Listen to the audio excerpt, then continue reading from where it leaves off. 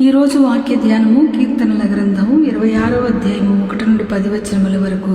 యెహోవా, నేను యథార్థవంతుడనై ప్రవర్తించుచున్నాను, నాకు తీర్పు తీర్చుము.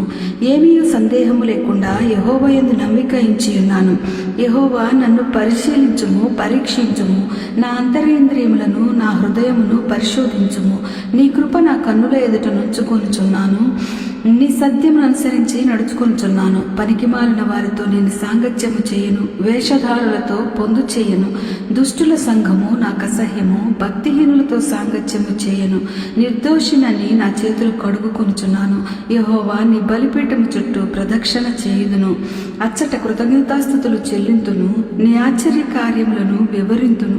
యెహోవా, నీ నివాసమును, మందిరము, నీ తేజస్సు నిలుచు స్థలమును నేను ప్రేమించుచున్నాను. పాపులతో నా ప్రాణమును చేర్చకుము, నరహంతకులతో నా జీవమును చేర్చకుము.